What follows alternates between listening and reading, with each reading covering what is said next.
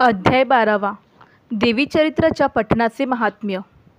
जिची अंगकांती विद्युलतेप्रमाणे आहे, सिंहावर आरूढ झालेली जी भीतीदायक वाटते, हातात ढाल तलवार घेतलेल्या अनेक कन्या जिची सेवा करीत आहेत, जिने आपल्या हातात चक्र गदा तलवार ढाल बाण धनुष्य व पाश ही आयुधे धारण केली आहेत, जिने तर्जनी मुद्रा धारण केली आहे, जिचे स्वरूप अग्नीसारखे आहे, जिने आपल्या मस्तकावर चंद्राचा मुकुट घातला आहे, त्या 3 नेत्र असलेल्या दुर्गादेवीचे मी ध्यान करतो। श्री गणेशाय नमः, श्री देवे नमः। शंकरप्रिये हे अंबिके, तुझा जय जयकार असो। हे महामाये, तू विश्वाची मूल प्रकृती आहेस। तुझ्या नामस्मरणाने सगळी संकटे जळून भस्म होतात। अशा तुझ्या पवित्र नामाचे आम्ही सदैव स्मरण करीत असतो। हे माते, आता या संसार दुःखातून आम्हाला मोक्षपदाला ने। आता पुढील चरित्र लक्षपूर्वक श्रवण करा। यांच्या श्रवणपठणाने अवघे त्रैलोक्य पवित्र होते। देवी म्हणाली, हे देवतांनो, जो मनुष्य दररोज एकाग्र चित्ताने व पूर्ण श्रद्धेने माझे महात्म्याचे पठण श्रवण करीत राहील, त्याची सर्व संकटे मी दूर करेन। जो कोणी मधुकैटभांचा नाश, महिषासुराचा वध, त्याचप्रमाणे शुंभ निशुंभाच्या संहाराच्या कथा यांचे पठण श्रवण करील, त्याचप्रमाणे कोणतीही अष्टमी, चतुर्दशी व नवमी या दिवशी जो कोणी एकाग्र चित्ताने व भक्तिभावाने हे माझे महात्म्य पठण व श्रवण करील, त्याला कोणतेही पाप स्पर्श करणार नाही। त्याच्यावर पापजनित संकटे येणार नाहीत। त्याच्या घरी कधीही दारिद्र्य राहणार नाही। त्याला ऐश्वर्य प्राप्त होईल। त्याला प्रिय व्यक्तींच्या वियोगाचे दुःख भोगावे लागणार नाहीत। इतकेच काय, तर त्याला शत्रू, लुटारू, राजा, राज्यकर्ते, शस्त्र, अग्नी, त्याचप्रमाणे पाणी यापासून देखील भीती राहणार नाही।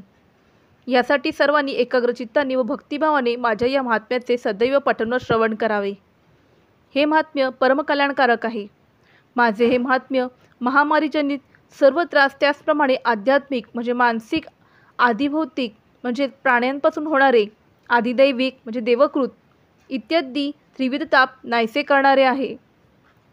जेथे दररोज माझ्या या महात्म्याचे विधीपूर्वक पठण चालू असते, ते स्थान सोडून मी कधीही जात नाही। तेथे माझे कायमचे वास्तव्य असते। बलिदान, पूजा, होम, त्याचप्रमाणे नवरात्रादी महोत्सव या प्रसंगी माझ्या या महात्म्याचे पूर्ण पठण श्रवण करावे।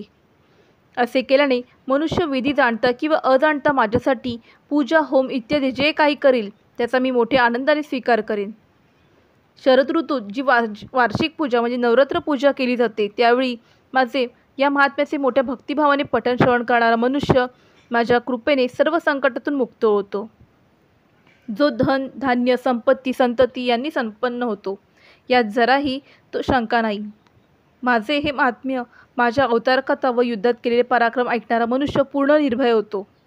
माझे हे महात्म्य श्रवण करण्याचे शत्रू नष्ट होतात, त्यांचे सर्व कल्याण होते, त्यांच्या घरात आनंद समाधान नांदतो। काही वाईट स्वप्ने दिसली किंवा पीडा निर्माण झाली, तर माझे महात्म्य श्रवण करावे, त्यामुळे संकटे नाहीशी होतात। अशुभ स्वप्ने होतात। लहान मुलांना बालग्रह पीडा झाली, तर महात्म्य पठणाने त्याची शांती होते। अश्विन शुक्ल प्रतिपदेला यथाविधी कलश स्थापन करावा। शक्य असेल तर उपवास करावा किंवा एकभुक्त राहावे। नवमीला विसर्जन करून पारणे करावे। 9 दिवस देवीची भक्तिभावाने पूजा करावी। तिला सर्व राजोपचार अर्पण करावे। अशौच, आजारपण व मासिक अडचण असल्यास मानसिक पूजा करावी। चांगल्या माणसांकडून जप, पाठ, पूजा इत्यादी करून घ्यावे। सर्व अडचणी नाहीशा झाल्यानंतर ब्राह्मण भोजन व कुमारिका भोजन करावे। 2 ते 10 वर्षाच्या मुलींना कुमारिका असे म्हणतात। 9 कुमारिकांचे पूजन करावे। या नवरात्र काळात देवीच्या नाममंत्राचा जप करावा। दररोज देवीची पूजा करावी। देवी महात्म्याचे पठण करावे। देवी महात्म्याचा ग्रंथ हातात घेऊन वाचू नये। ग्रंथाखाली काहीतरी आधार असावा। लंकाधिपती रावण अत्यंत उन्मत्त झाला होता। त्याने इंद्रादी सर्व देवतांना बंदिवासात टाकले। सर्व देवदेवता रावणाच्या घरी सेवा चाकरी करू लागल्या। रावण हा गोब्राह्मणांचा, ऋषीमुनींचा छळ करीत होता। त्यांच्या नाशासाठी भगवान विष्णूंनी रामावतार घेतला होता। रावणाला अमरत्वाचा वर असल्याने तो अवध्य होता, म्हणून ब्रह्मदेवानी महामायाला जागृत केले। अश्विन शुक्ल प्रतिपदेला देवी जागृत झाली। ती रामाचा विजय प्राप्त होईल असा देवीने वर दिला। मग सर्व देव ऋषींनी रावणाचा वध होईपर्यंत जगदंबेची आराधना करण्याचा निश्चय केला। सर्वांनी कलश स्थापना करून 9 दिवस देवीची पूजा अर्चा केली. चंडीपाठ सुरू केला. श्रीराम आणि रावण यांचे प्रचंड युद्ध सुरू झाले.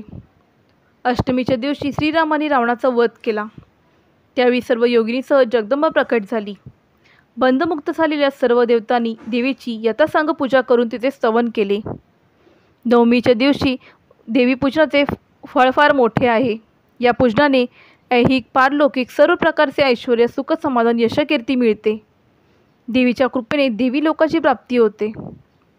देवी म्हणाली, देवतांनो, माझ्या या महात्म्य पठण श्रवणाने दुष्ट दुर्जनांचा सामर्थ्यांचा नाश होतो. या महात्म्य पठणाने भूत प्रेत पिशाच राक्षस यांचा नाश होतो. माझे महात्म्य पठण करणाऱ्याला माझा सहवास प्राप्त होतो. पुष्प अर्घ्य धूप दीप गंध इत्यादींनी माझी पूजा केली असता, ब्राह्मण भोजन घातले असता, अभिषेक केला असता, उत्तम उत्तम पदार्थांचा मला नैवेद्य अर्पण केला असता, दान दिले असता मी प्रसन्न होते. यातले काही न करता माझे केवळ महात्म्य पठण श्रवण केले असता देखील मी भक्तांवर प्रसन्न होते. या महात्म्य पठणाने पातकांचा नाश होतो. उत्तम आरोग्य दीर्घायुष प्राप्त होते. माझ्या अवताराचे कीर्तन केले असता सर्व प्राण्यांचे रक्षण होते. माझे युद्धविषयक चरित्र दुष्ट दैत्यांचा संहार करते. या महात्म्य श्रवणाने मनुष्याला शत्रूचे भय राहत नाही. हे देवतांनो, तुम्ही आणि ऋषींनी माझे स्तवन केले आहे, त्याचप्रमाणे ब्रह्मदेवाने माझे जे स्तवन केले आहे ते सर्व प्रकारची कल्याणकारक बुद्धी देणारी आहे. रानावनात निर्जनस्थानी सभोवती वणवा पेटला असता, लुटारूंची तावडी सापडले असता, शत्रूंनी पकडले असता, जंगलात वाघ सिंहादी मागे प्राणी लागले असता, कोपलेल्या राजाने वधाची किंवा तुरुंगवासाची शिक्षा सुनावली असता, महासागरातून प्रवास करीत असता प्रचंड वादळाने नावं डळमळू लागली असता, युद्धात शस्त्रप्रहार झाला असता, अथवा कोणतेही भयंकर संकट आले असता, जे माझ्या या महात्म्याचे स्मरण करतो तो सर्व संकटातून मुक्त होतो. माझे चरित्र प्रभावाने सिंहादी हिंसक प्राणी नष्ट होतात. त्याचप्रमाणे शत्रू किंवा लुटारू माझ्या चरित्राचे स्मरण करण्यापासून दूर पळून जातात. मेधाऋषी सुरत राजाला म्हणाले की, हे राजा, असे बोलून ती महापराक्रमी भगवती चंडिका सर्व देवतांच्या देखत एकाकी गुप्त झाली. मग सर्व देवताही सर्व शत्रूंचा नाश झाल्याने निश्चित झाल्या व पूर्वीप्रमाणे यज्ञयागांचा उपभोग घेत असताना अधिकारांचे पालन करू लागल्या. अवघ्या जगाचा विध्वंस करणारे महाभयंकर महापराक्रमी देवशत्रू शुंभ आणि निशुंभ युद्धात मारले गेले असता उरलेले दैत्य पाताळ लोकात पळून गेले. हे राजा, देवी तत्वत्व जन्ममृत्यू रहित असली तरी ती पुन्हा पुन्हा अवतार धारण करून जगाचे रक्षण करीत असते. ती भगवती देवीच या जगाला मोहित करते. तीच विश्वाला निर्माण करते व तिची प्रार्थना केली असता संतुष्ट होऊन विज्ञान व समृद्धी देते.